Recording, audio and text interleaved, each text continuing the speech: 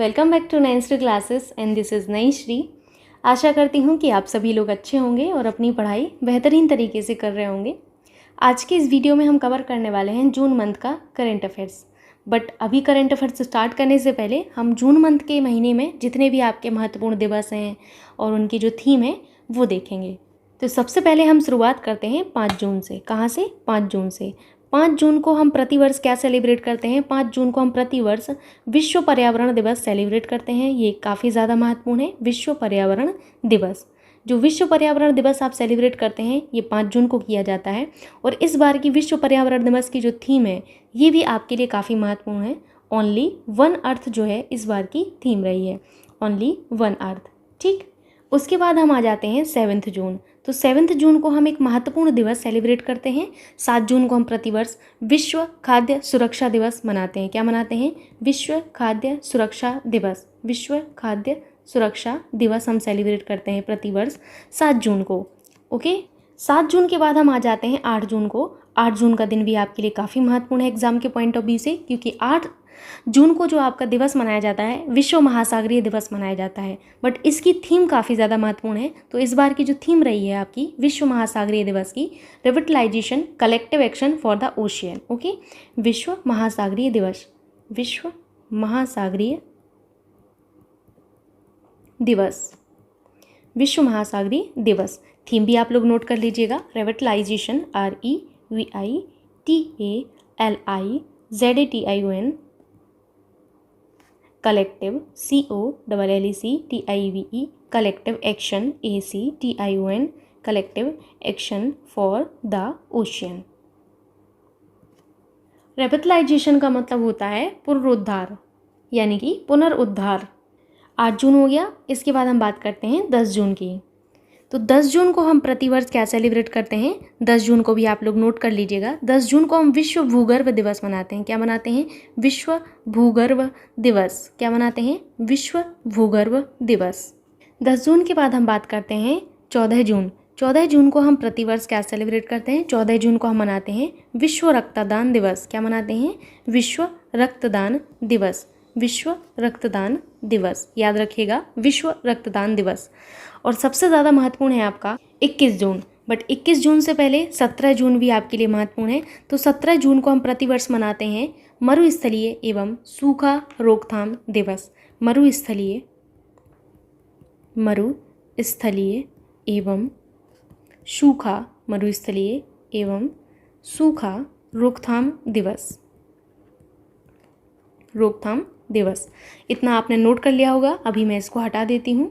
इसके बाद हम बात करते हैं 21 जून की। 21 जून वेरी वेरी इंपॉर्टेंट। 21 जून को हम प्रतिवर्ष मनाते हैं अंतर्राष्ट्रीय योगा दिवस। क्या मनाते हैं? अंतर्राष्ट्रीय योगा दिवस। अंतर्राष्ट्रीय योगा दिवस हम जो सेलिब्रेट करते हैं वो हम प्रतिवर्ष 21 जून को सेलिब्रेट करते हैं। और आपके 21 जून यानी कि अंतर्राष्ट्रीय योग दिवस की जो आपकी थीम रही थी, ये थीम रही थी मानवता के लिए योग। मानवता के लिए योग, याद रखिएगा, मानवता के लिए योग। Yoga for humanity, yoga for humanity. अगर आप इंग्लिश में याद रखना चाहते हैं तो इंग्लिश में भी आप लोग याद रख सकते हैं, योगा फॉर ह्यूमैनिटी। इसके बाद हम बात करते हैं 23 जून की। तो 23 जून भी आपके लिए महत्वपूर्ण है, बिकॉज 23 जून को हम विश्व ओलंपिक दिवस मनाते हैं। क्या मनाते हैं? विश्व ओलंपिक दिवस। विश्व ओलंपिक दिवस हम सेलिब्रेट करते हैं आपका 23 जून को। उसके अलावा हम 23 जून को एक दिवस और मनाते हैं आपके विश्व ओलंपिक दिवस के अलावा, संयुक्त राष्ट्र लोक सेवा दिवस। क्या मनाते हैं? संयुक्त राष्ट्र लोक सेवा दिवस। तो इतना आप लोगों को याद रखना है। आपका जो है 23 जून को अगर आपको कन्फ्यूज़न हो रहा हो तो मैं एक बार और इसको रिपीट कर देती हूँ। 23 जून को हम क्या मनाते हैं? विश्व ओलंपिक दिवस। साथ ही साथ हम संयुक्त राष्ट्र लोक सेवा दिवस भी सेलिब्रेट करते हैं। ओके, आइए अब हम देखते हैं करंट अफेयर्स में जो आपके पॉइंट्स जो लिखे हुए हैं वन लाइनर उनको। सबसे पहले हम बात करते हैं, एक आपकी रिपोर्ट जारी की गई। कौन सी रिपोर्ट है ये? आपकी road accident in India 2020 report. ये 2020 ही है जो कि आपके 2022 में आपकी जो है रिलीज़ की गई है। तो ये जो आपकी रिपोर्ट रिलीज़ की गई है, इसमें आपका road accident in India report में आपका ये बताया जाता है कि कौन से राज्य में सबसे अधिक दुर्घटनाएँ आपकी दर्ज की गई हैं। तो सबसे अधिक जो दुर्घटनाएँ हैं आपकी कहाँ पर दर्ज की गई हैं 2020 में, तो ये आपकी सबसे ज़्यादा मिज़ोरम में दर्ज की गई हैं। कहाँ पर? मिज़ोरम में। तो आपसे यही पूछा जाएगा कि आपकी road accident in India 2020 report के अनुसार किस राज्य में या किस केंद्र शासित प्रदेश में सबसे ज़्यादा आपके जो हैं दुर्घटनाएं दर्ज की गई हैं। Answer will be Mizoram. Mizoram में सबसे ज़्यादा आपकी दुर्घटनाएं दर्ज की गई हैं। ओके, समझ गए आप लोग। नेक्स्ट पॉइंट आपका ये है, देखिए एक चीज़ मैं आपको बोलना चाहती हूँ, आज मैं बोलना भूल गई पीडीएफ के बारे में। हालांकि आप लोग अब कंटिन्यू है वीडियो में तो आपको पता होगा, पीडीएफ मैं नहीं दूंगी क्योंकि मैं ये चाहती हूँ आप चीज़ें सीखें, आप चीज़ों को नोट करें। आपके पास इनफ टाइम है, आप चीज़ों को नोट करेंगे तो आपके माइंड में चीज़ें जाती हैं। ओके, नेक्स्ट है आपका WHO द्वारा एक आपका जो है एक रिपोर्ट जारी की गई और इस रिपोर्ट का नाम क्या है? Tobacco poisoning our planet. ये आपकी जो रिपोर्ट है टोबैको पॉइजनिंग आवर प्लानिट, ये रिपोर्ट आपकी जारी की गई है आपके WHO के द्वारा। किसके द्वारा? WHO के द्वारा।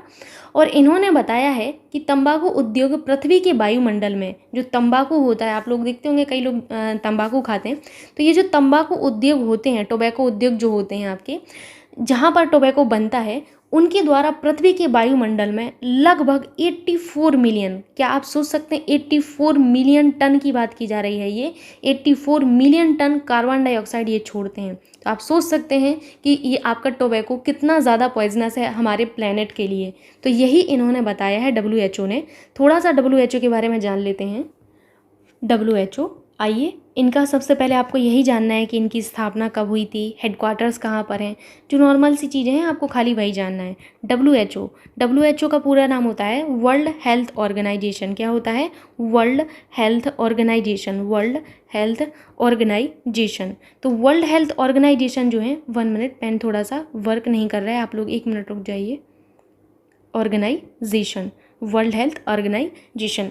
अगर हम WHO में देखें तो WHO की जो स्थापना है ये आपकी 1948 में की गई थी। कब की गई थी? 1948 में की गई थी। बट इसमें आपको 7 अप्रैल भी याद रखना है। क्या याद रखना है? 7 अप्रैल 1948 को इनकी स्थापना की गई थी। अगर मैं आपसे बात करूँ हेडक्वार्टर्स की, तो इनके हेडक्वार्टर्स कहाँ पर हैं? इनके हेडक्वार्टर्स हैं आपके जेनेवा, स्विट्जरलैंड में इनके हेडक्वार्टर्स हैं। कहाँ पर हैं? जेनेवा, स्विट्जरलैंड में इनके हेडक्वार्टर्स हैं। महत्वपूर्ण है WHO।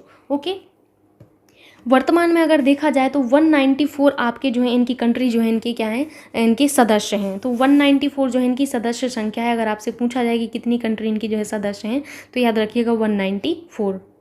अगर मैं बात करूं इनके जो है महासचिव की या अध्यक्ष की, तो याद रखिएगा कि इनके जो अध्यक्ष महासचिव हैं वो टेड्रोस एधानोम है। कौन है? Tedros Adhanom. Tedros Adhanom. ठीक, इतना आपको याद रखना है WHO के बारे में। अब यहाँ पर मैंने आपको बताया कि 7 अप्रैल को जो है आपका 7 अप्रैल 1948 को WHO की स्थापना हुई थी। यही जो आपका 7 अप्रैल है, यही 7 अप्रैल आपका जो है प्रतिवर्ष आपका किस दिवस में सेलिब्रेट किया जाता है? विश्व स्वास्थ्य दिवस के रूप में सेलिब्रेट किया जाता है। किसके रूप में? विश्व स्वास्थ्य दिवस के रूप में सेलिब्रेट किया जाता है। इसीलिए मैंने आपको बताया है 7 अप्रैल के बारे में, क्योंकि इस दिन को हम प्रतिवर्ष विश्व स्वास्थ्य दिवस मनाते हैं। और इस बार की जो थीम रही है आपकी 7 अप्रैल की, जो कि बहुत ही महत्वपूर्ण है विश्व स्वास्थ्य दिवस की theme, our planet our health इस बार की थीम रही है। Our planet our health, our planet our health. ठीक है, आवर प्लैनेट आवर हेल्थ जो है इस बार की थीम रही है। ये आपके लिए महत्वपूर्ण है, तो आप लोग याद रखिएगा। ओके, मूव करते हैं अभी नेक्स्ट पॉइंट पर। एंड नेक्स्ट पॉइंट आपका है बैंक ऑफ इंग्लैंड के बारे में। बैंक ऑफ इंग्लैंड जो है इन्होंने मौद्रिक समिति की बाहरी सदस्य के रूप में डॉक्टर स्वाति ढींगरा को पहली भारतीय मूल की महिला के रूप में नियुक्त किया है। चूँकि ये आपकी पहली भारतीय मूल की महिला हैं, इसीलिए आपको ये याद रखना है कि आपके जो बैंक ऑफ इंग्लैंड ने, कौन? Bank of England. किसने? बैंक ऑफ इंग्लैंड ने पहली बार डॉक्टर स्वाति ढींगरा, जो कि आपकी भारतीय मूल की हैं, इनको जो है अपनी महिला सदस्य के रूप में नियुक्त किया है।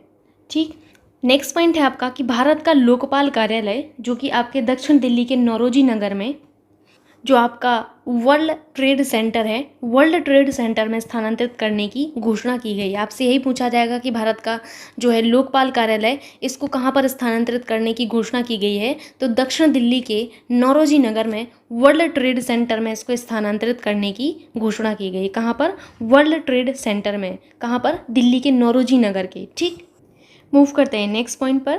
नेक्स्ट पॉइंट आपसे है कि दक्षता लाने और राज्य के राजस्व की चोरी को रोकने हेतु पंजाब गवर्नमेंट जो है, इन्होंने भौतिक स्टाम्प पेपरों को समाप्त करते हुए ई स्टाम्प जो है सुविधा शुरू की है। आपसे यही पूछा जाएगा सिंपल सा क्वेश्चन कि जो आपके भौतिक स्टाम्प थे, मतलब जो आपके फिजिकली प्रेजेंट रहते थे, वो वाले स्टाम्प को समाप्त करके ई स्टाम्प, जो आपके इलेक्ट्रॉनिक स्टाम्प है, इन स्टाम्प की सुविधा को प्रदान करने वाला कौन सा आपका जो है राज्य बन गया, कौन सी गवर्नमेंट ने ये शुरू किया है? तो पंजाब सरकार ने शुरू किया है। किसने? पंजाब सरकार ने। इससे होगा क्या? इससे जो राजस्व की चोरी होती थी, बेसिकली चोरी को रोकने के लिए, ठीक है, और दक्षता लाने के लिए, एफिशिएंसी बढ़ जाएगी। जब आपका ई स्टाम्प सुविधा होगी तो बेसिकली आप समझ सकते हैं इससे एफिशिएंसी आपकी बढ़ेगी, काम में एफिशिएंसी आपकी बढ़ जाएगी, काम जल्दी होगा। ठीक, इसके बाद आता है देश का पहला और एशिया का सबसे बड़ा लिक्विड मिरर टेलीस्कोप उत्तराखंड में कमीशन किया गया है। वेरी वेरी इंपॉर्टेंट, आपसे सिंपल सा क्वेश्चन ये पूछा जाएगा, देश का पहला और एशिया का सबसे बड़ा लिक्विड मिरर टेलीस्कोप कहाँ पर आपका कमीशन किया गया है? तो उत्तराखंड में। ठीक है, अब यहाँ पर आपको एक माउंट याद रखना है, माउंट ब्लूशन। कौन सा? माउंट ब्लूशन ज्वालामुखी। माउंट ब्लूशन ज्वालामुखी, ये जो आपका ज्वालामुखी रहा है, माउंट ब्लूशन ज्वालामुखी, 1 मिनट, आपको शायद ये कलर नहीं दिख रहा होगा। माउंट ब्लूशन ज्वालामुखी ये आपका विस्फोट के कारण चर्चाओं में रहा है, क्योंकि जो चर्चाओं में आपके ज्वालामुखी रहते हैं ये करंट में पूछ लिए जाते हैं। तो माउंट ब्लूशन ज्वालामुखी ये चर्चाओं में रहा है, और ये कहाँ का है? तो याद रखिएगा कि ये फिलीपींस का है। कहाँ का है? फिलीपींस का ये आपका एक ज्वालामुखी था, जो कि आपके जो है बेसिकली चर्चाओं में रहा है विस्फोट के कारण। ठीक, आप लोग इतना याद रखेंगे। अब यहाँ पर आपको कुछ चीज़ें और याद रखनी है। एक आपका डायलॉग होता है, कौन सा? रायसीना डायलॉग। हालांकि मैं कई बार बता चुकी हूँ अपने करंट अफेयर्स में जो मॉर्निंग का होता है, बट फिर भी यहाँ पर भी बता देती हूँ। ये जो आपका रायसीना डायलॉग है 2022 में ये आपका संपन्न हुआ है। ये इसलिए महत्वपूर्ण है क्योंकि इसकी जो शुरुआत है आप देखेंगे तो 2016 में हुई थी। ठीक है, 2016 से आपका रायसीना डायलॉग कंटिन्यू है। और अगर हम 2022 में देखें तो इसका आयोजन जो है आपका न्यू दिल्ली में हुआ है, और ये इस बार का 7th एडिशन था। ये आपसे पूछा जाता है, तो देखिए छोटी छोटी सी चीज़ें हैं जो आपको याद रखनी है कि ये 7th एडिशन था, और इस बार इसका आयोजन जो है कहाँ पर हुआ है? 2022 में आपके रायसीना डायलॉग का आयोजन आपका न्यू दिल्ली में हुआ है। इसका आयोजन आपके जो है फॉरेन मिनिस्ट्री और आपके जो ऑब्जर्वर रिसर्च फाउंडेशन है, इन दोनों ने संयुक्त रूप से किया है। ये आपको याद रखना है कि किसके द्वारा जो है इसका आयोजन इस बार किया गया है। तो आप लोग 1 मिनट दीजिएगा, मैं यहाँ पर लिख देती हूँ। याद रखिएगा कि इसका आयोजन इस बार आपका जो है किसके द्वारा किया गया है? विदेश मंत्रालय और आपके जो ऑब्जर्वर रिसर्च फाउंडेशन है, इनके द्वारा आपका किया गया है। किसके द्वारा? ऑब्जर्वर रिसर्च फाउंडेशन के द्वारा। ऑब्जर्वर रिसर्च फाउंडेशन जो है आपका, इनके द्वारा ये आपका जो है संयुक्त रूप से इसका बेसिकली क्या कहते हैं डायलॉग आपका जो है संपन्न हुआ है। ये आपको याद रखना है। इसके बाद आपको याद रखना है भारत नार्डिक शिखर सम्मेलन। क्या याद रखना है? भारत नार्डिक शिखर सम्मेलन। भारत नार्डिक शिखर सम्मेलन।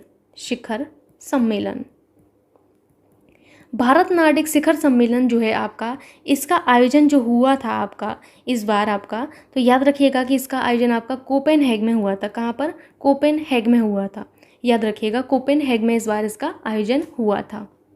इसका जो पहला सम्मेलन था, पहला सम्मेलन, तो इसका फर्स्ट जो सम्मेलन था ये आपके स्टॉकहोम में हुआ था। कहाँ पर? स्टॉकहोम में हुआ था। 2018 में हुआ था। कब? 2018 में हुआ था। और इसमें आपके जो है भारत का प्रतिनिधित्व पीएम मोदी जी के द्वारा किया गया था, इसीलिए मैंने आपको बताया है। याद रखिएगा इसमें भारत का प्रतिनिधित्व किसने किया था? भारत का प्रतिनिधित्व पीएम मोदी ने किया था, पीएम मोदी जी के द्वारा किया गया था। ठीक, याद रखेंगे आप लोग। मूव करते हैं आगे। नेक्स्ट पॉइंट आपका है दिल्ली सरकार ने कॉलोनियों और गलियों के नाम के हरिजन शब्द की जगह यहाँ पर इन्होंने एक नया शब्द जो है रखने की घोषणा की है। सो वेरी वेरी इंपॉर्टेंट, पूछ लिया जाता है आपसे इस तरीके का क्वेश्चन कि हरिजन शब्द के स्थान पर नया नाम रखने की क्या घोषणा की गई है। तो दिल्ली गवर्नमेंट ने जो है बेसिकली कॉलोनी और जो गलियाँ होती हैं इनमें पहले हरिजन शब्द था, तो हरिजन शब्द की जगह इन्होंने बाबा अंबेडकर के नाम पर रखने की घोषणा की है। किसके नाम पर? बाबा अंबेडकर जी के नाम पर रखने की घोषणा की है। ठीक, याद रखेंगे आप लोग। नेक्स्ट आपसे है कॉइन स्विच के बारे में कि कॉइन स्विच ने भारतीय रुपए में देश का पहला क्रिप्टो रुपया इंडेक्स लॉन्च किया है। ये देश का पहला क्रिप्टो रुपया इंडेक्स होगा जो कि आपके कॉइन स्विच ने आपका जारी किया है। याद रखिएगा, कॉइन स्विच ने आपका जारी किया है। नेक्स्ट पॉइंट है कि केंद्रीय सामाजिक न्याय और अधिकारिता मंत्री जो हैं आपके वीरेंद्र कुमार पठानिया, इनके द्वारा एक योजना शुरू की गई। कौन सी योजना? श्रेष्ठ योजना शुरू की गई है। ये जो आपकी योजना है ये आपके जो हाई स्कूल के जो छात्र हैं, हाई स्कूल के छात्रों के लिए बेसिकली है। इसमें इनको आवासीय शिक्षा जो है प्रदान की जाएगी। ठीक, आपको बस इतना ही याद रखना है, श्रेष्ठ योजना का संबंध हाई स्कूल के छात्रों से है जिसमें इनको आवासीय शिक्षा दी जाएगी और इसका शुभारंभ जो है आपके वीरेंद्र कुमार पठानिया जी ने किया है, जो कि केंद्रीय सामाजिक और न्याय अधिकारिता मंत्री हैं हमारे वर्तमान में। ओके, और इसके तहत होगा क्या कि जो सीबीएसई से संबद्ध आपके जो प्रतिष्ठित आवासीय विद्यालय हैं, इनकी मेधावी लेकिन जो गरीब एससी छात्र होंगे, इन छात्रों के लिए उच्च गुणवत्ता वाली शिक्षा प्रदान की जाएगी। साथ ही साथ ऐसा भी ध्यान रखा जाएगा कि ये जो छात्र लिए गए इनके माता पिता की वार्षिक आय जो है आपकी कितने 2.5 लाख से या इससे कम होनी चाहिए, तभी वो छात्र जो हैं इस योजना के अंतर्गत आएंगे। फिर से सुन लीजिए कि इसके तहत सीबीएसई से संबद्ध जो आपके सीबीएसई किससे संबद्ध? सीबीएसई से संबद्ध प्रतिष्ठित आवासीय विद्यालयों में जो मेधावी छात्र हैं लेकिन वो एससी कैटेगरी के होना चाहिए, एससी जो छात्र हैं इनकी उच्च गुणवत्ता वाली शिक्षा प्रदान की जाएगी। जिनके माता पिता की जो वार्षिक आय है 2.5 लाख या इससे कम होगी, उन्हीं को इसमें चयन किया जाएगा। ओके, तो ये थी आपकी पूरी की पूरी जो कहेंगे आप श्रेष्ठ योजना, जो कि काफ़ी ज़्यादा आपकी महत्वपूर्ण है। नेक्स्ट आपको याद रखना है गरीब कल्याण सम्मेलन के बारे में। किसके बारे में? गरीब कल्याण सम्मेलन।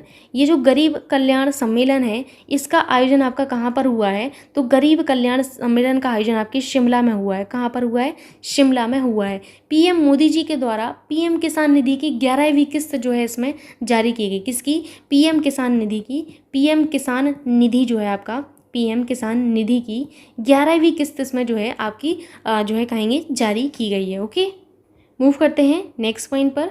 नेक्स्ट पॉइंट आपसे है कि केंद्रीय शिक्षा मंत्री जो हमारे धर्मेंद्र प्रधान जी हैं, इन्होंने नई शिक्षा नीति जो है आपकी 2020 इसके तहत गांधीनगर गुजरात में, कहाँ पर? गांधीनगर गुजरात में पीएम श्री स्कूल स्थापित करने की घोषणा की है। कौन सा स्कूल? पीएम श्री स्कूल स्थापित करने की घोषणा आपके गांधीनगर गुजरात में की गई, शिक्षा मंत्री जी के द्वारा की गई एनईपी 2020 के आधार पर। नेक्स्ट जो पॉइंट है वो बहुत ही ज़्यादा महत्वपूर्ण है। आपके जो नाबार्ड के अध्यक्ष हैं जिनका नाम है जीआर चिंतुला, क्या नाम है इनका? जीआर चिंतुला जी के द्वारा, नाबार्ड के अध्यक्ष जीआर चिंतुला जी के द्वारा लद्दाख की जो कैपिटल है लेह, कहाँ पर? लद्दाख की कैपिटल लेह में इन्होंने माई पैड माई राइट नामक एक जो प्रोग्राम है ये इन्होंने लॉन्च किया है। माई पैड माई राइट प्रोग्राम इन्होंने लॉन्च किया है। वेरी वेरी इंपॉर्टेंट, याद रखिएगा कि माई पैड माई राइट जो आपका एक प्रोग्राम है ये लॉन्च किया गया है नाबार्ड के अध्यक्ष के द्वारा। किसके द्वारा? नाबार्ड के अध्यक्ष के द्वारा। साथ ही साथ कहाँ पर? तो लद्दाख की कैपिटल लेह, यहाँ पर लेह कर लीजिएगा, लेह यहाँ पर रह गया है तो लेह आप लिख लीजिएगा कि लेह में बेसिकली आपका ये शुरू किया गया है। ठीक, अगर मैं बात करूँ नाबार्ड की तो नाबार्ड के बारे में कुछ चीज़ें आपके लिए काफ़ी महत्वपूर्ण है। पहला तो इनका नाम, पूरा नाम क्या है? इनका पूरा नाम है national NATIONAL national bank for agriculture AGRICULTURE national bank for agriculture and rural RURAL rural development. ठीक है, DEVOLOPMENT डेवलपमेंट। देखिए एक चीज़ आपके लिए बहुत महत्वपूर्ण है कि ये आपका प्रोग्राम किसके द्वारा लॉन्च किया गया? तो नाबार्ड के द्वारा लॉन्च किया गया है। छोटी छोटी सी चीज़ें जो आपको भूलना नहीं है। अगर मैं बात करूँ इनकी फॉर्मेशन की, सो फॉर्मेशन जो आपका हुआ था नाबार्ड का, ये आपका 12 जुलाई को हुआ था। 12 जुलाई आपका 1982 में हुआ था। ठीक है, कब? 1982 में हुआ था। हेडक्वार्टर्स वेरी वेरी इंपॉर्टेंट, सो हेडक्वार्टर्स आपको याद रखना है मुंबई महाराष्ट्र में इनके जो है हेडक्वार्टर्स हैं। कहाँ पर है? मुंबई महाराष्ट्र में इनके हेडक्वार्टर्स हैं। ओके, ओनर कौन है? Ministry of finance government of India जो है इनके ओनर हैं। ओके, याद रखेंगे आप लोग इतनी चीज़ें। मूव करते हैं अभी नेक्स्ट पॉइंट पर, जो कि आपका है कि राष्ट्रपति रामनाथ कोविंद जी ने, किन्होंने? रामनाथ कोविंद जी ने संत कबीर अकादमी एवं अनुसंधान केंद्र तथा स्वदेशी दर्शन योजना जो है इन्होंने इसका उद्घाटन किया है। अब ये महत्वपूर्ण है कि कहाँ पर किया गया है, तो इनके द्वारा उद्घाटन उत्तर प्रदेश में एक जगह है आपकी, कौन सा है? उस जगह का नाम आपके लिए महत्वपूर्ण है कबीर चौरा धाम कौन सी जगह है, ये कॉमा नहीं है यहाँ पर, कबीर चौरा धाम जो कि आपके मगहर में है। कहाँ पर है? मगहर में, उत्तर प्रदेश में है। यहाँ पर रामनाथ कोविंद जी के द्वारा संत कबीर अकादमी एवं अनुसंधान केंद्र एवं स्वदेश दर्शन योजना का शुभारंभ किया गया है। आपको याद रखना है कि आपके ये जो पूर्व राष्ट्रपति थे इनके द्वारा बेसिकली उद्घाटन किया गया है आपकी ये जो आपका संत कबीर अकादमी और अनुसंधान केंद्र है, और साथ ही साथ आपकी स्वदेश दर्शन योजना का शुभारंभ इनके द्वारा किया गया है। ओके, अब पिछला वाला जो करंट अफेयर्स था मैंने आपको बताया था कि भारतीय उपराष्ट्रपति के द्वारा पहली बार आपकी जो है 3 देशों की यात्राएं की गई हैं। बस मैं देश यहाँ पर रिवीजन करवा देती हूँ। Gabon, Senegal. अभी तक ऐसा नहीं प्रावधान था कि भाई आपके उपराष्ट्रपति जी विदेश यात्रा पर जा रहे हैं, बट यहाँ पर पहली बार ऐसा हुआ है कि इन्होंने 3 देशों की यात्रा की है, गैबोन, सेनेगल एंड कतर। कहाँ पर? गैबोन, सेनेगल एवं कतर। कतर से भारत की लगभग 40% गैस ज़रूरतों की आपूर्ति की होती है। कितना? 40%। तो ये भी आपको याद रखना है, 40% गैस ज़रूरतें हमारी कतर से ही पूरी होती हैं। ओके, अब आपको यहाँ पर एक जो है मैं कहूँगी कि आपको OIC के बारे में याद रखना है, जो कि आपकी कोऑपरेशन है। ये आपको इसलिए याद रखना है OIC के बारे में बिकॉज ये इस बार चर्चाओं में रहा है। आप लोगों ने कुछ दिन पहले एक विवाद सुना होगा, नुपुर शर्मा जी के कारण एक जो विवाद हुआ था, तो उस विवाद में जो है बेसिकली ये जो आपका ऑर्गेनाइजेशन ऑफ इस्लामिक कोऑपरेशन ये चर्चाओं में रहा। तो हो सकता है आपसे इसके बारे में पूछ लिया जाए। पहले तो OIC का पूरा नाम क्या है? Organization ORGANI organization of Islamic ISLAMIC Islamic cooperation COOPERATION Islamic cooperation, organization of Islamic cooperation. इनकी स्थापना आपके लिए महत्वपूर्ण है, मे भी आपसे एग्जाम में पूछ ली जाए बिकॉज ये चर्चाओं में रहे। तो इनकी स्थापना 1969 में हुई थी। कहाँ पर? रबात में हुई थी। कहाँ पर? रबात। ये कहाँ पर है? रबात आपके मोरक्को में है, तो याद रखिएगा रबात मोरक्को में स्थापना हुई थी। एंड हेडक्वार्टर्स आपको याद रखना है, हेडक्वार्टर्स इनके जो है जिद्देदाह में। कहाँ पर है? जिद्देदाह में इनके हेडक्वार्टर है। सऊदी अरेबिया में इनके हेडक्वार्टर है। कहाँ पर? सऊदी अरब में इनके हेडक्वार्टर है। तो ये आपको याद रखना है बिकॉज आपसे पूछा जा सकता है। अब यहाँ पर आपको एक चीज़, जैसे जून का महीना है तो जून के मंथ में आपको ये पता होना चाहिए कि जून के मंथ में एक आपका बहुत ही महत्वपूर्ण आपको याद रखना है बिम्स्टेक के बारे में। किसके बारे में? बिम्स्टेक के बारे में। BIMSTEC BIMSTEC. बिम्स्टेक के बारे में सबसे पहले आपको ये याद रखना है कि बिम्स्टेक की स्थापना कब हुई थी। तो मैंने जब आपको ऑर्गेनाइजेशन उनके हेडक्वार्टर्स बताए थे तो वहाँ पर मैंने आपको 1998 बता दिया था। ठीक, तो वहाँ पर आपको याद कर लेना है कि 1998 की जगह आपको 1997 याद रखना है। कई जगह 1998 है, लेकिन जो आपका करेक्ट है जब मैंने इसको देखा तो वो आपका जो है 6 जून 1997 है। हालांकि वो चीज़ पिन कर दी गई थी, लेकिन फिर भी मैं आपको बता रही हूँ कि आप वहाँ पर 1997 कर लीजिएगा। ओके, स्थापना याद रखना है आप लोगों को। हेडक्वार्टर्स कहाँ पर है बिम्स्टेक के? तो हेडक्वार्टर्स आपके ढाका में है। कहाँ पर है? ढाका में है। ओके, अब देखिए बिम्स्टेक जो दिवस है आपका, ये आपका 6 जून को मनाया जाता है, इसीलिए मैंने आपको बताया बिम्स्टेक दिवस याद रखिएगा। वेरी वेरी इंपॉर्टेंट कि बिम्स्टेक दिवस जो है आपका कब सेलिब्रेट किया जाता है। तो बिम्स्टेक जो दिवस है प्रतिवर्ष आपका 6 जून को सेलिब्रेट किया जाता है। ओके, बिम्स्टेक में जो है आपकी 7 कंट्री आपको याद रखनी पड़ती हैं। कौन कौन सी हैं वो 7 कंट्री? बस यहाँ से आपके लिए महत्वपूर्ण है कि 7 कंट्री में सबसे पहले आपको वी से याद रखना है बांग्लादेश। क्या याद रखना है? बांग्लादेश जो है आपके हैं फर्स्ट नंबर पर। एंड सेकेंड नंबर पर I फॉर आपको याद रखना है आपका प्यारा भारत। एंड M फॉर आपको याद रखना है Myanmar, M for Myanmar. And आपको S फॉर याद रखना है श्रीलंका। एंड इसके बाद आपको T फॉर याद रखना है थाईलैंड। T फॉर क्या है आपका? थाईलैंड है। उसके बाद जो है E और C आपको मैच नहीं करना है। इसके बाद आपको भूटान और यहाँ पर नेपाल शामिल कर देना है, भूटान एंड नेपाल। 7 कंट्रीज़ आपको याद रखने की, 7 कंट्री इनकी जो है सदस्य देश हैं, Bangladesh, Bharat, Myanmar, Sri Lanka, Thailand, Bhutan and Nepal. Okay, जो आपके बिम्स्टेक हैं इनका जो 5वां सम्मेलन हुआ है ये इनका जो लेटेस्ट है। 5वां जो सम्मेलन हुआ है इनका ये लेटेस्ट है। हालांकि ये मार्च में हुआ है, लेकिन जो आपका बिम्स्टेक दिवस है ये जून में सेलिब्रेट किया जाता है, इसीलिए मैंने आपको बताया। ओके, याद रखेंगे आप लोग। मार्च 2022 में इनका जो है एक सम्मेलन हुआ है जो लेटेस्ट है। इसकी जो मेज़बानी है वो किसने की थी मैं आपको बता चुकी हूँ ऑलरेडी। मेज़बानी जो की थी आपकी श्रीलंका ने की थी। किसने की थी? श्रीलंका ने की हुई थी। ठीक है, 6वां जो होगा आपका बेसिकली 6वां सम्मेलन 2023 में ये थाईलैंड आपकी मेज़बानी करने वाला है। ओके, याद रखेंगे आप लोग। अभी मूव करते हैं नेक्स्ट पॉइंट पर, जो कि आपसे है कि एक life style for the environment एक वैश्विक पहल है। मोदी जी ने इसकी शुरुआत की है। किसने? मोदी जी ने, आपके जो हैं प्यारे प्रधानमंत्री जी ने इसकी शुरुआत की है। Life style for the environment ये एक पहल है, PM मोदी जी ने इसकी शुरुआत की है। और इससे होगा क्या कि एक जो है आपका ऐसी जीवन शैली विकसित की जाएगी जो हमारे ग्रह के अनुरूप हो, जो हमारे ग्रह को नुकसान ना पहुंचाए। बेसिकली इसलिए है, आपको उद्देश्य पता होना चाहिए कि इससे होगा ये कि हमारे जो ग्रह है उसको नुकसान नहीं पहुंचाएगा। Life style for the environment एक वैश्विक पहल है, जो आपका उद्देश्य क्या है ये आपके लिए महत्वपूर्ण बनता है। ओके, नेक्स्ट है आपका, राजस्थान सरकार ने राज्य के खिलाड़ियों को राजीव गांधी खेल रत्न पुरस्कार देने की घोषणा की है। किसने? राजस्थान गवर्नमेंट ने आपका जो है राजीव गांधी खेल रत्न पुरस्कार देने की घोषणा की है। WHO द्वारा विश्व खाद्य दिवस प्रतिवर्ष 7 जून को सेलिब्रेट किया जाता है और इस वर्ष की जो थीम थी आपकी, देखा जाए तो सुरक्षित भोजन बेहतर स्वास्थ्य इस दिन की थीम रही।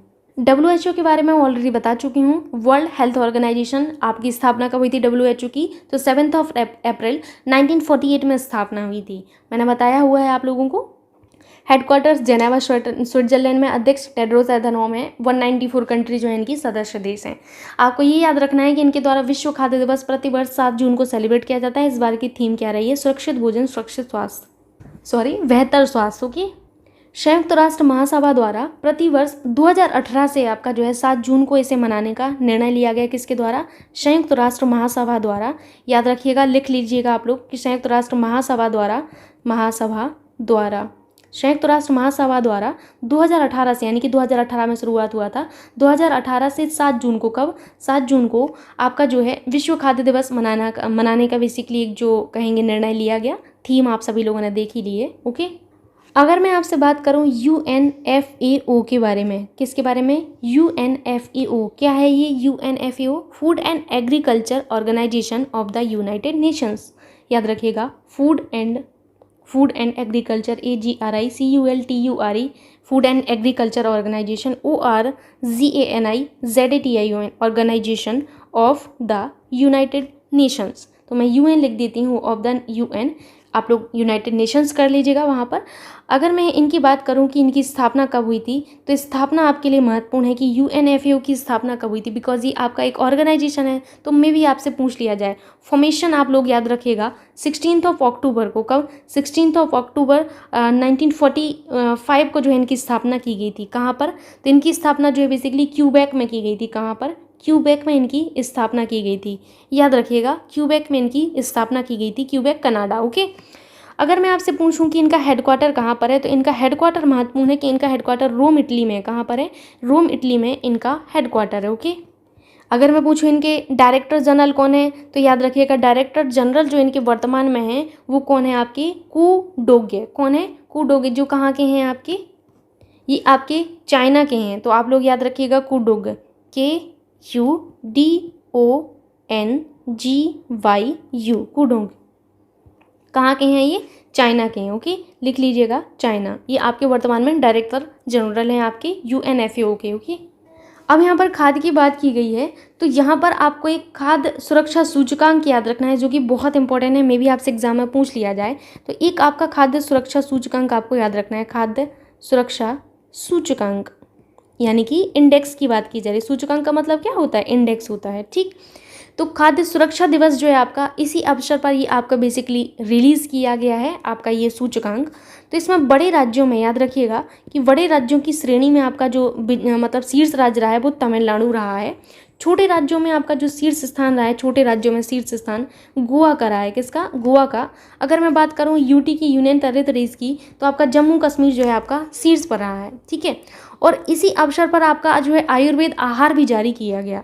ठीक, अब यहाँ पर खाद्य की बात की गई तो विश्व खाद्य पुरस्कार भी आप याद रखिएगा। विश्व खाद्य पुरस्कार, क्या? विश्व खाद्य पुरस्कार। अगेन इंपॉर्टेंट, विश्व खाद्य पुरस्कार आपके नासा की सीनियर डॉक्टर सिंथिया रोजनबर्ग को दिया गया। किसकी? नासा की, यानी ऐसे नासा की सीनियर डॉक्टर जो हैं डॉक्टर सिंथिया रोजनबर्ग को, किसको? डॉक्टर सिंथिया रोजनबर्ग को दिया गया। सिंथिया रोजनबर्ग को दिया गया। ये बहुत महत्वपूर्ण पुरस्कार है जो कि आपको याद रखना है कि आपका विश्व खाद्य पुरस्कार डॉक्टर सिंथिया रोजनबर्ग को दिया गया। और ये जो आपका विश्व खाद्य पुरस्कार है, इसकी जो शुरुआत हुई थी वो आपकी 1986 में हुई थी। पहला जो है आपका 1987 में दिया गया था। कब? 1987 में दिया गया था। जो आपका पहला पुरस्कार था विश्व खाद्य पुरस्कार, अगेन मैं एक बार रिपीट कर देती हूँ, विश्व खाद्य पुरस्कार इस बार का देखें तो नासा सीनियर आपके डॉक्टर सिंथिया रोजनबर्ग को दिया गया। शुरुआत आपके जो इस पुरस्कार की हुई थी बेसिकली 1986 में हुई थी, लेकिन आपका जो दिया गया था पहला पुरस्कार वो 1987 में दिया गया था। और ये महत्वपूर्ण है कि पहला किसको दिया गया था। तो पहला जो पुरस्कार है ये हरित क्रांति के जनक हैं। अब आपको याद आ गया होगा हरित क्रांति के जनक कौन है, तो आपके जो MS स्वामीनाथन जी हैं, इनको ये पुरस्कार दिया गया था। बस इसीलिए मैंने आपको इतना सब बताया है कि आपको ये याद रखें कि पहला पुरस्कार किसको मिला है। तो आपका महत्वपूर्ण तो ये भी है कि पहला किसको मिला है और अभी का जो वर्तमान का है वो किसको मिला है। ओके, ठीक। अब यहाँ पर दिवस की थोड़ी बात हो गई, तो यहाँ पर मैं आपको एक चीज़ और बताना चाहती हूँ, बाल श्रम उन्मूलन सप्ताह के बारे में। किसके बारे में? बाल श्रम उन्मूलन सप्ताह। जो बाल श्रम उन्मूलन सप्ताह है ये जो है किसके द्वारा मनाया जाता है, तो ये NCPCR के द्वारा। ये क्या है भैया? National commission for protection of child right. क्या है? National commission, NATIONAL, national commission, COMMISSION, commission, national commission for protection, PROTECTION, protection of child right, CHILD, child rights. ठीक, ये जो आपका है ये 75 स्थानों पर आपका मनाया गया बाल श्रम उन्मूलन सप्ताह। कितने स्थानों पर? इस बार का जो है 75 स्थानों पर मनाया गया। कब से कब तक? तो 12 से 20 जून के बीच आपका ये सेलिब्रेट किया गया। कब से? ये पूछा जा सकता है कि बाल श्रम उन्मूलन सप्ताह कब से कब तक मनाया गया, तो 12 से 20 जून तक आपका मनाया गया। बिकॉज 12 जून को हम क्या मनाते हैं? विश्व बाल श्रम निषेध दिवस। क्या मनाते हैं हम? 12 जून को हम प्रतिवर्ष मनाते हैं विश्व बाल श्रम निषेध दिवस। याद रखेंगे आप लोग। और आपका 12 से 20 जून में क्या सेलिब्रेट किया गया? बाल श्रम उन्मूलन सप्ताह आपका सेलिब्रेट किया गया। एंड इस बार की जो थीम रही है वो थीम भी याद रख लीजिएगा आप लोग। याद रखेंगे आप लोग कि इस बार की जो थीम रही है वो रही है universal social protection to end child labour. यहाँ पर मैं लिख देती हूँ universal, UNIVERSAL, universal social, SOCIAL, social protection, PROTECTION, protection to end END child labour. Okay, labour. इस बार के जो world day against child labour है ये इस बार की थीम रही है, जो कि आपको याद रखना है। अब बच्चों से जुड़े कुछ अधिनियम हैं जो आपको जान लेने चाहिए, आपकी जानकारी के लिए अच्छे हैं। तो आपका RT 2009 है, RT 2009 ये आपके बच्चों के अधिकारों से संबंधित है। नेक्स्ट है आपका पॉक्सो, ये भी आपके बच्चों के अधिकारों से संबंधित है। पॉक्सो 2012, जो आपका पॉक्सो इसका पूरा नाम है prevention of child from sexual offence act. इसके बाद आपको जुवेनाइल जस्टिस के बारे में पता ही होगा, JUVENILE, juvenile justice, JUSTICE, juvenile justice 2015। ये भी आपका एक्ट महत्वपूर्ण है जो कि आपके case and protection of children से आपको बचाता है। तो ये आपका जुवेनाइल जस्टिस भी आपको याद रखना है। 3 जो हैं आपके अधिनियम हैं जो बच्चों से जुड़े हुए हैं, RT 2009, POCSO 2012 and juvenile justice 2015। Okay, move करते हैं अभी नेक्स्ट पॉइंट पर। काफ़ी सारी चीज़ें आप लोग जान चुके हैं। 1 मिनट दीजिएगा, पता नहीं कभी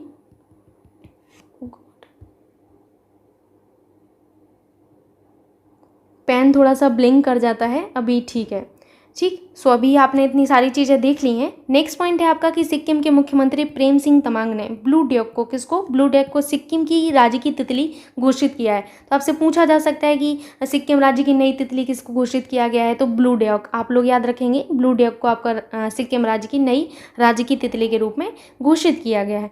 नेक्स्ट पॉइंट है आपका कि केंद्रीय गृह मंत्री जो शाह जी हैं, आपके MS शाह जी, इन्होंने बेंगलुरु में राष्ट्रीय खुफिया ग्रिड, कौन सा? राष्ट्रीय खुफिया ग्रिड का उद्घाटन किया है। किसका? राष्ट्रीय खुफिया ग्रिड का।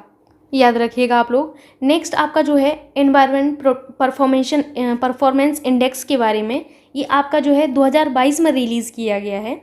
और इसमें बहुत ही दुख की बात है कि आपके भारत 180 देशों में अंतिम स्थान पर आया है।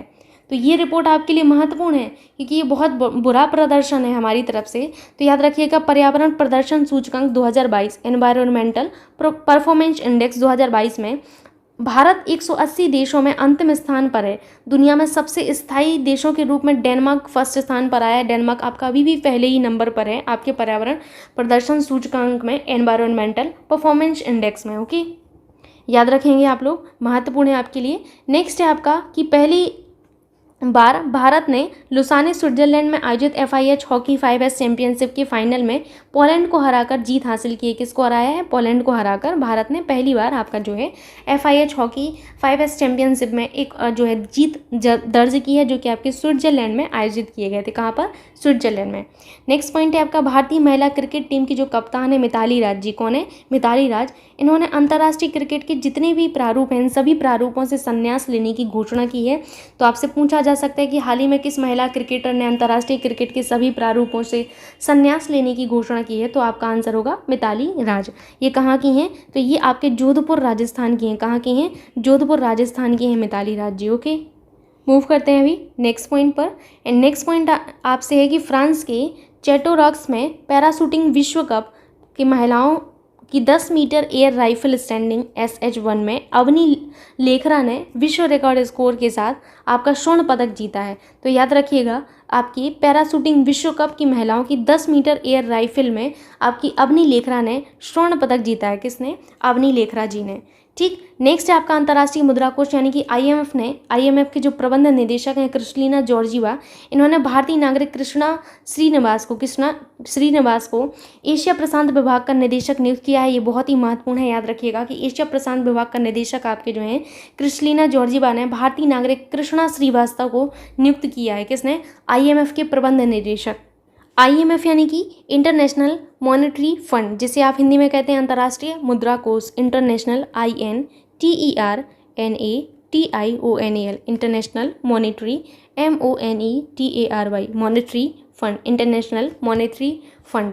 इंटरनेशनल मॉनेटरी फंड की अगर हम बात करें तो इनकी स्थापना 1945 में हुई थी। कब हुई थी?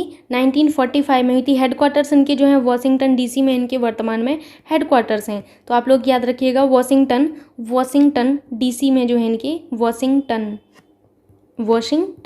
1 मिनट आप लोग दीजिएगा।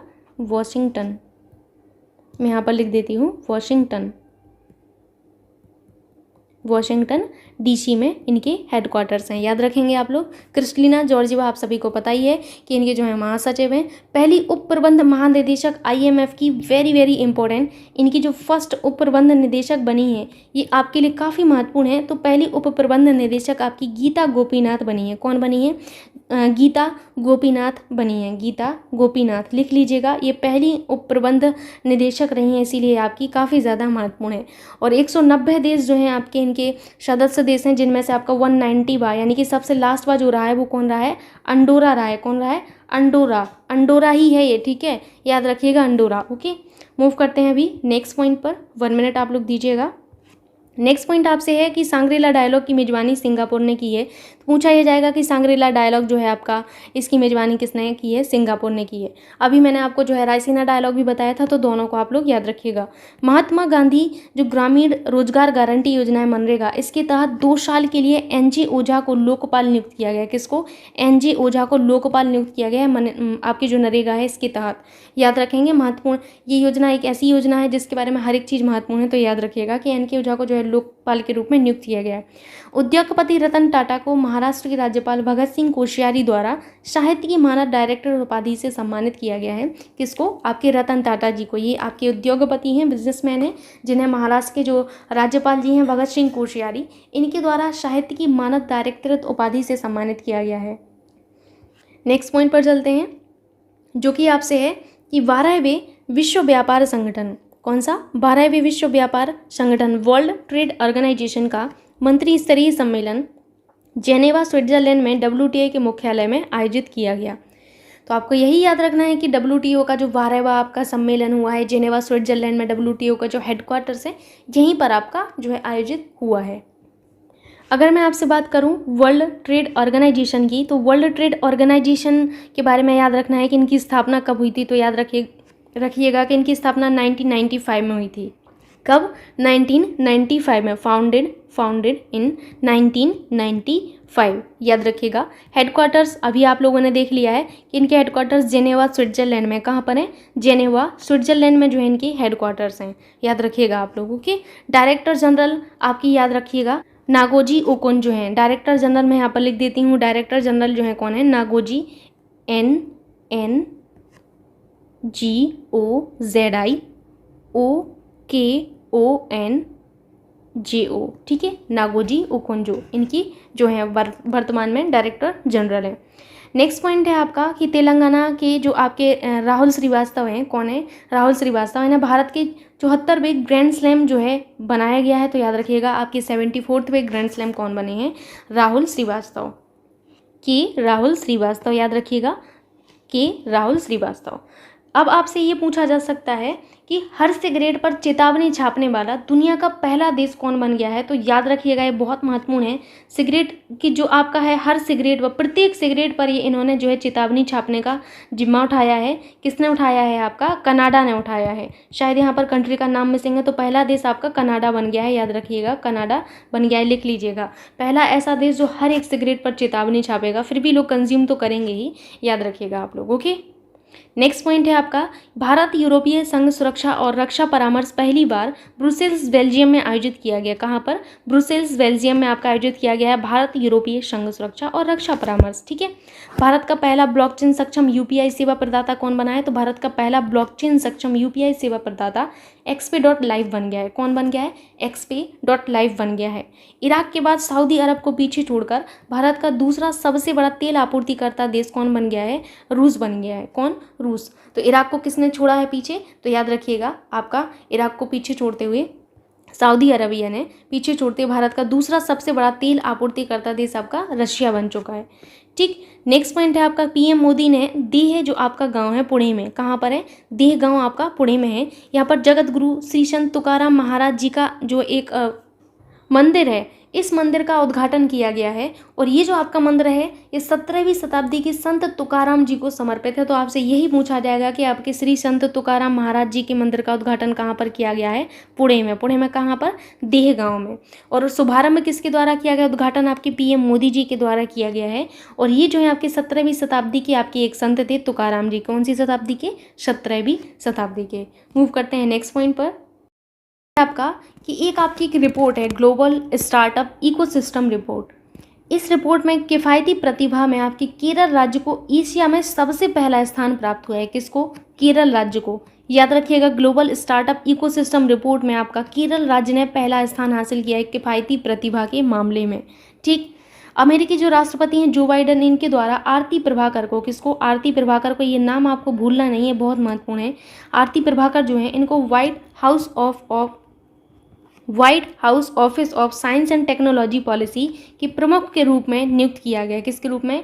White house office of science and technology policy के प्रमुख के रूप में नियुक्त किया गया है आपकी आरती प्रभाकर को। किसको? आरती प्रभाकर को, ठीक।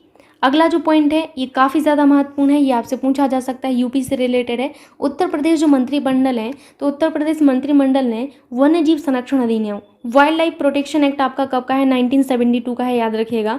वाइल्ड लाइफ प्रोटेक्शन एक्ट 1972 के तहत पीलीभीत बाघ संरक्षण फाउंडेशन के स्थापना के प्रस्ताव को मंजूरी दी है। कहाँ पर? पीलीभीत संरक्षण फाउंडेशन की स्थापना को मंजूरी दी है। किस एक्ट के तहत? ये पूछा जा सकता है।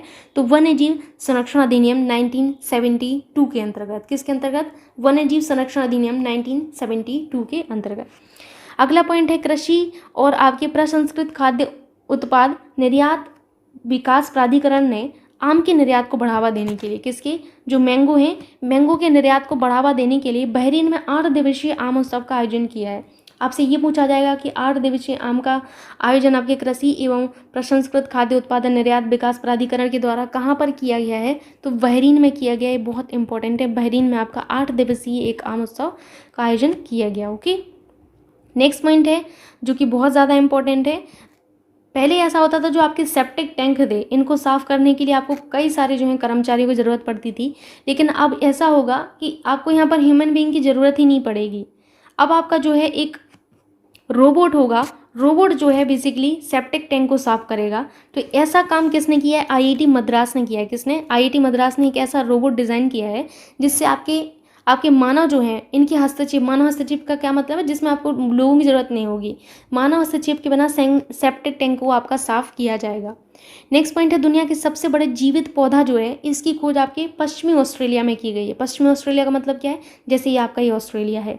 हर किसी कॉन्टिनेंट का, हर किसी कंट्री का, हर किसी ज़िले का, हर किसी गाँव का उत्तर दक्षिण पूर्व पश्चिम होता है। ओके, जैसे आप देखेंगे कि आपने बोला ऑस्ट्रेलिया, तो ऑस्ट्रेलिया में ये क्या हो गया, ये उत्तर, ये दक्षिण, ये पूर्व पश्चिम, ये वाला हिस्सा की बात की जा रही है कि पश्चिमी ऑस्ट्रेलिया के तट पर आपकी दुनिया के सबसे बड़े जीवित पौधे की खोज की गई। किसके? दुनिया के सबसे बड़े जीवित पौधे की खोज यहाँ पर की गई है। अब आपसे ये पूछा जा सकता है कि जो विशाल समुद्री घास है आपकी, ये आपकी विशाल समुद्री घास का ही होगा, तो इस पौधे का नाम क्या है? ये पौधे का नाम है आपका कोपासीडोनिया ऑस्ट्रेलिया। क्या नाम है इसका? कोपासीडोनिया ऑस्ट्रेलिया। ये नाम आपको याद रखना है, हो सकता है नाम आपसे पूछ लिया जाए। कोपासीडोनिया ऑस्ट्रेलिया के नाम से ये आपका जो है बेसिकली ये पौधे की खोज की गई, जो कि आपकी दुनिया का सबसे बड़े जीवित समय जो है सबसे लंबे कहें या बड़े जीवित पौधे की रूप में आपका जाना गया। ओके, नेक्स्ट पॉइंट है आपका आपके जो कतर है, कतर में आपका जो है एक हमद अंतर्राष्ट्रीय हवाई अड्डा है। कौन सा है? हमद अंतर्राष्ट्रीय हवाई अड्डा। ये जो हवाई अड्डा है इसको दूसरे बरस में मतलब विश्व का सर्वश्रेष्ठ अंतर्राष्ट्रीय हवाई अड्डा घोषित किया गया है। कौन सा? विश्व का सर्वश्रेष्ठ अंतर्राष्ट्रीय हवाई अड्डा हमद अंतर्राष्ट्रीय हवाई अड्डे को घोषित किया गया है। किसको? हमद अंतर्राष्ट्रीय हवाई अड्डे को, जो कि आपकी कतर में है। कहाँ पर है? कतर में। दूसरी बार इसको ऐसा हुआ है, ठीक, मतलब लगातार दूसरे वर्ष में। इससे पहले वर्ष में भी इसको विश्व का सर्वश्रेष्ठ अंतर्राष्ट्रीय हवाई अड्डा घोषित किया गया था, फिर से इसको घोषित किया गया। ओके, अब यहाँ पर देखिए भारतीय ब्लू फ्लैग प्रमाणित कितने समुद्र तट हैं, ये आपसे पूछा जा सकता है, बहुत महत्वपूर्ण है। तो याद रखिएगा कि भारत में ब्लू फ्लैग प्रमाण पत्र समुद्र तटों की संख्या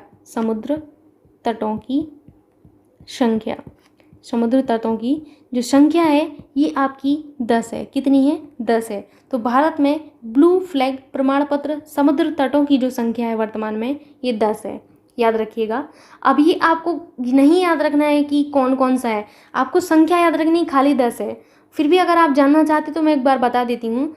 शिवराजपुर गुजरात, घोघला दमन व दीव, कासरगोड कर्नाटक, पदुबिद्री तट कर्नाटक, कप्पड़ केरल, राशिकोंडा आंध्र प्रदेश, गोल्डन बीच ओडिशा, राधानगर तट अंडमान निकोबार, कोवलम तमिलनाडु, ईडन पुदुचेरी। ठीक, इनमें से जो आपको याद रखना है, हो सकता है आपसे ये पूछ लिया जाए कि भारत में ब्लू फ्लैग प्रमाण पत्र प्राप्त करने वाला समुद्र तट कोवलन कहाँ पर है। तो मैं कोवलन के बारे में बता देती हूँ कि कोवलन जो है आपकी ये तमिलनाडु में है। और एक आपको ईडन याद रखना है। कौन सा? ईडन। ये भी आपका ये कहाँ पर है? पुदुचेरी में है। ठीक है, पुदुचेरी।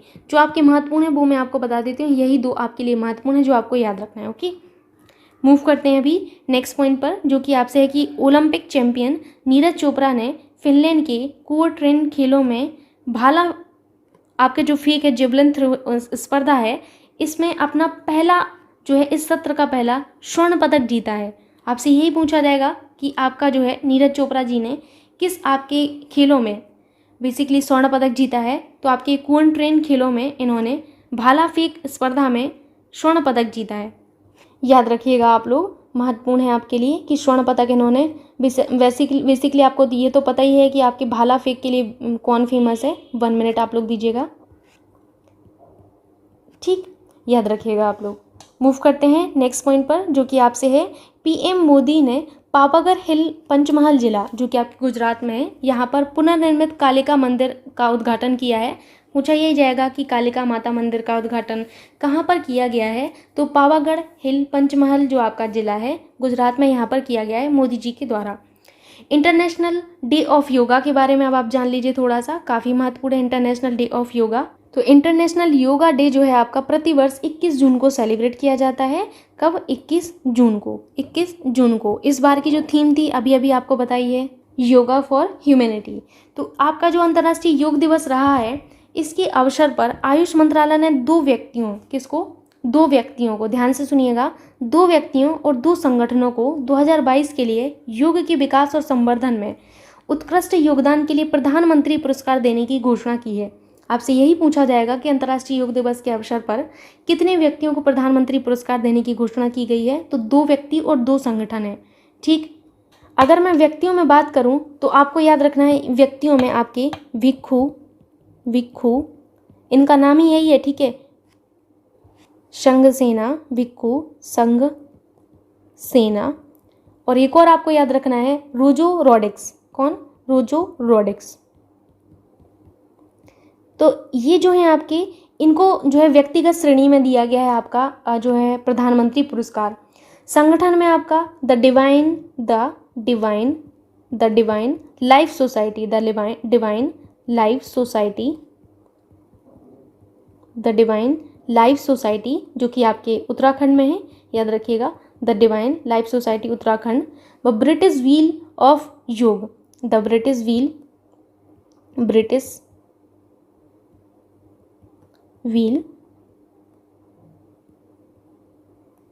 ऑफ योग, ब्रिटिश व्हील ऑफ योग यूनाइटेड किंगडम, याद रखिएगा, यूनाइटेड किंगडम को, इनको आपका जो है संस्थागत श्रेणी में दिया गया है, यानी कि आपके दो संगठन के रूप में इनको दिया गया है और व्यक्तियों के रूप में इन दोनों को दिया गया है। याद रखिएगा आप लोग, महत्वपूर्ण है आपके लिए। मूव करते हैं नेक्स्ट पॉइंट पर, जो कि आपसे है, पॉइंट है आपका जो कि महत्वपूर्ण है। आपसे ये पूछा जाएगा कि खुब्सगुल झील राष्ट्रीय उद्यान, जिसको हाल ही में यूनेस्को के बायोस्फीयर के विश्व नेटवर्क में जोड़ा गया है, ये कहाँ का राष्ट्रीय उद्यान है? तो मंगोलिया का है। कहाँ का है? मंगोलिया का एक राष्ट्रीय उद्यान है। इसको यूनेस्को के बायोस्फीयर नेटवर्क में घोषित किया गया है, जोड़ा गया है, याद रखिएगा। ओके, महत्वपूर्ण है। नेक्स्ट है आपका one nation one ration card के बारे में, कि one nation one ration card को लागू करने वाला 36वां जो राज्य बना है वो आपका कौन बना है? असम बना है। तो याद रखिएगा कि one nation one ration card के अंतर्गत आपका जो लागू करने वाला 36वां राज्य है ये आपका कौन बना है? असम। नेक्स्ट पॉइंट है आपका, केंद्रीय जो आपके मंत्री हैं जितेंद्र सिंह जी, इनके द्वारा दंडयाल आपके पड़ोस उधमपुर जिले में भूकंप विज्ञान वेधशाला का उद्घाटन किया गया है। किसका? भूकंप विज्ञान वेधशाला। तो यही आपसे पूछा जाएगा कि आपके किस जिले में, तो उधमपुर जिले में। कहाँ पर? उधमपुर जिले में। ये आपकी एक जगह है दंडयाल पड़ोस, ये बीच में कॉमा नहीं, कॉमा यहाँ पर होगा, ठीक है। तो दंडयाल पड़ोस में भूकंप विज्ञान वेधशाला का उद्घाटन बेसिकली इनके द्वारा किया गया है। नेक्स्ट पॉइंट है आपका, ब्रिक्स देशों के नव विकास बैंक, जिसे आप NDB कहते हैं, न्यू डेवलपमेंट बैंक, इन्होंने डॉक्टर DJ पांडियन को भारत के Gujarat international finance tech city में क्षेत्रीय कार्यालय का महानिदेशक नियुक्त किया है। आपसे पूछा जाएगा कि NDB ने भारत की Gujarat international finance tech city में अपने क्षेत्रीय कार्यवाहक के रूप में किसे नियुक्त किया है? तो क्षेत्रीय कार्यालय का महानिदेशक के रूप में इन्होंने डॉक्टर DJ पांडियन को नियुक्त किया है। किसको? डॉक्टर DJ पांडियन को नियुक्त किया है। ओके, अगर मैं बात करूं न्यू डेवलपमेंट बैंक की, तो न्यू डेवलपमेंट की जो स्थापना है वो आप लोग याद रखिएगा कि आपकी न्यू डेवलपमेंट की स्थापना 2014 में हुई थी। कब? 2014 में हुई थी, 2014 में की गई थी न्यू डेवलपमेंट की स्थापना। हेडक्वार्टर्स इनके कहाँ पर है? तो इनके हेडक्वार्टर्स संघाई में है। कहाँ पर है? संघाई चीन में इनके हेडक्वार्टर्स हैं। संघाई चीन इनके हेडक्वार्टर्स हैं, ठीक। इनका जो है 9वां सदस्य जो बना है वो मिस्र बना है। कौन बना है? मिस्र बना है। टोटल इनके जो है 9 कंट्री सदस्य देश के रूप में है, जिनमें से सबसे लास्ट मिस्र बना है। अगर मैं देखूँ इनके अध्यक्ष या महानिदेशक, तो मार्कोस ट्राइजो जो है वर्तमान में इनकी अध्यक्ष हैं। कौन है? मार्कोस ट्राइजो इनकी वर्तमान में अध्यक्ष हैं, ठीक। नेक्स्ट जो पॉइंट है वो आपके लिए महत्वपूर्ण है, क्योंकि ये भारत की पहली पर्वतारोही बनी है ऐसा करने वाली, जिन्होंने बिना ऑक्सीजन के जो है अन्नपूर्णा पर्वत की चोटी पर चढ़ी हैं। और ये ऐसी जो पहली पर्वतारोही बनी है वो है स्कॉलजेन रिग्जिन। कौन है? स्कॉलजेन रिग्जिन। कौन? स्कॉलजेन रिग्जिन। नेक्स्ट पॉइंट है आपसे कि यूरोप के सबसे बड़े स्टार्टअप सम्मेलन विवाटेक 2020 में भारत को वर्ष का देश, इसको देखिए आप इस तरीके से लिखिएगा, वर्ष का देश, ठीक है। भारत को वर्ष का देश के रूप में मान्यता दी गई है। याद रखिएगा, यूरोप का सबसे बड़ा स्टार्टअप सम्मेलन है विवाटेक 2020। तो विवाटेक जो है आपका 2020, इसमें भारत को वर्ष का देश के रूप में बेसिकली क्या दी गई है? मान्यता दी गई है, ठीक।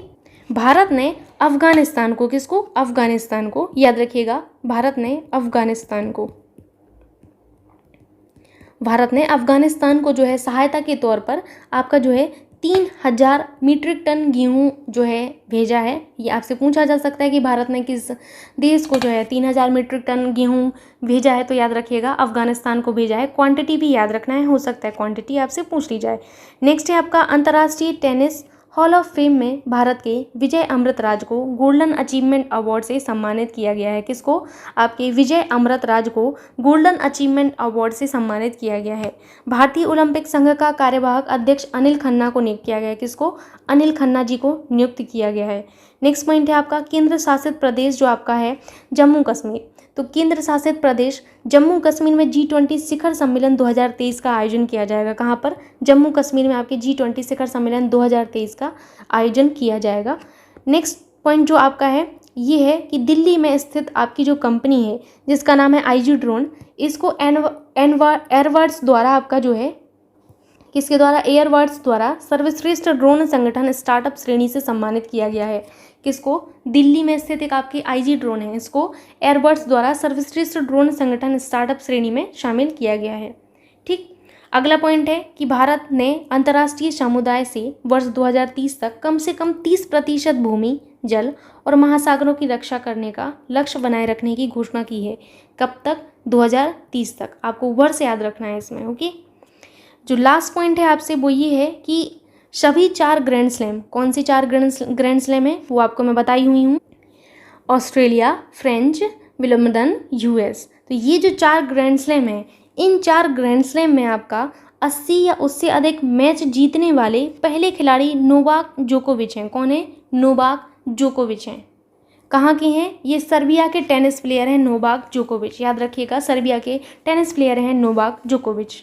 इन्होंने जो है 80 से अधिक आपके जो है मैच जीते हुए हैं और इन्होंने जो मैच जीते हैं इनमें ऑस्ट्रेलिया ओपन में इन्होंने 82, फ्रेंच में इन्होंने 85, विंबलडन में इन्होंने 80 और US में इन्होंने 81 मैच खेले।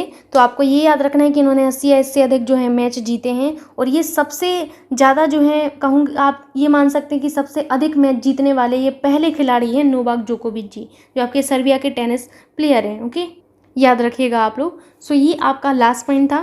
ये रहा आज का आपका करंट अफेयर्स, जून मंथ का करंट अफेयर्स। आशा करती हूँ कि आपको अच्छा लगा होगा। जितनी भी इन्फॉर्मेशन दी गई है उसको आप अच्छे से नोट करेंगे। एक लाइक, एक शेयर आप सभी की तरफ से बनता है। प्लीज़ आप वीडियो को लाइक कर दिया करिए, शेयर कर दिया करिए।